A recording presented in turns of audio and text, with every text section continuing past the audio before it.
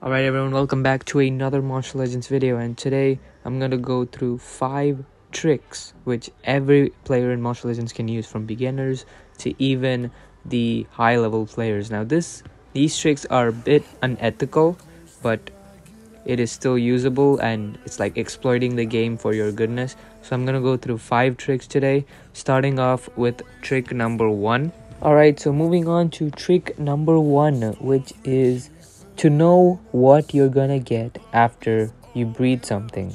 Alright, so this is the situation number 1. You've bred 2 monsters and you want to know what monster you're going to get. Like, what is the resultant breeding monster. You don't want to spend any gems, which is the only known way to know what monster you're going to get. But you don't want to spend gems, and this is where the trick comes in. It starts with turning on airplane mode while you're in game. This will disable the Wi-Fi and mobile data. So next, what you want to do is you want to go ahead and go to the breeding area, wait for this warning for playing without internet connection. Then what you want to do is you want to speed up the process. Now here, stay with me, speed up the process, and now you'll know what monster you're gonna get. The next step is to just close the game. Close the game without turning off airplane mode, and then open the game again. Make sure to turn on airplane mode when you're on this. Make sure to open the game, turn on airplane mode, and once you've loaded in, you can go back to the breeding center and you'll see that the number of gems you had from initial point is the same. I still have the same amount of gems and the breeding hasn't completed. And now I know what my output is gonna be, which is gonna be a Rhinox, obviously, using this trick.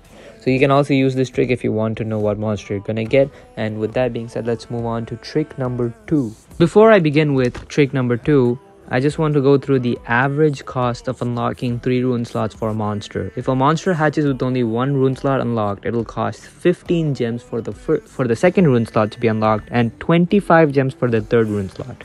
So if you want a monster with 3 rune slots unlocked, it'll cost you about 40 gems, which is actually a crazy amount. So with this trick, I'll teach you for legendaries how to do it at a cheaper price, and for mythics how to get the monster instantly and do it at a higher price. So this involves going offline, speeding up the process, and then getting 3 rune slots unlocked and repeating the process again. So for mythics, it'll cost you 5 gems more. It'll cost you about 45 gems for 3 rune slots unlocked and instantly getting the monster. And for legendaries, it'll cost you 7 gems lesser, and it'll also give you the monster instantly. So with that being said, let's move on to trick number 2. Alright, so trick number 2 is how to get 3 unlocked rune slots on every monster you hatch for a way lower price than it normally is. So this is how the trick works. You start off with hatching any monster you want. For example, I've taken Tessidae. Make sure to do it with this warning. Don't do it without it.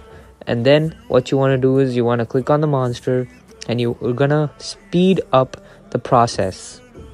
You're gonna finish the monster instantly for 33 gems, and as you see right now, the monster has only 1 rune slot unlocked. So now you need to close the game while in airplane mode and then open it again. Make sure to turn off airplane mode, like close it completely and open it again.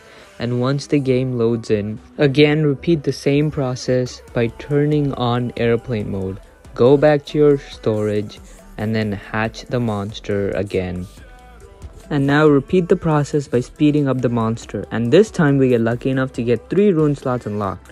And then if you want to save this process, simply turn off airplane mode and your entire data will be saved, so you'll end up getting a monster with 3 rune slots unlocked and for a lesser price than normal. The next method is the dungeon stamina method. So this is used when, say, you want to beat a dungeon knot, but you don't want to lose stamina if you feel like you will not be able to win. So the way this trick works is you just turn on airplane mode, play the level, then if you're lucky you win, then you just turn off airplane mode and continue with your day. But if you're not lucky and you don't win, just close the game and then reboot it, and your dungeon stamina will not be changed whatsoever. Now this is not really a method which is used by the higher level players, but if you're just starting out, every piece of resource can be very important, and this will definitely help you. Moving on to the next trick, which is the Monsterwood gems guaranteed trick. So basically how this works is every video you watch in Monsterwood, you'll get a guaranteed 1 gem. and this will be guaranteed 100% chance. No other things will come into play like gold, food, or whatever. It'll be only gems. The catch is that you can only watch a maximum of 4 videos, and the time is very specific. It's from 4:45 a.m. to 5 a.m. Eastern Standard Time. So in that time, you can check with your local time zone. In that specific 15 minutes gap, every video you watch will give you a guaranteed gem. And if you want to know how to make gems in other methods, I actually have a video where I talk about how to make up to 1000 gems per month as a free-to-play player with no Monsterwood tasks. You can check out that video in the description. Now moving on to the final trick, and this is a bit more complicated. It's more on the math side of things, and it's more for the higher level players. So let's move on to that one now. So the final trick, or less of a trick, more of a calculation, is that how much food do we need to grow to optimally maximize our earnings from the Guardian of Farming. So for this calculation, I'm just going to go through the minimum amount of food you're supposed to grow to get your money back. So for this experiment, I'll be taking in the black lotus fruit. Now why, you ask? Well, it's because black lotus fruit has the best gold to food ratio, which is 5:1. And it also gives a decent amount of XP, and it only takes 1 hour for it to get ready. So for this experiment, I'll assume we're going to be growing black lotus fruits with the food guardian activated and the food guardian to be at 100% efficiency.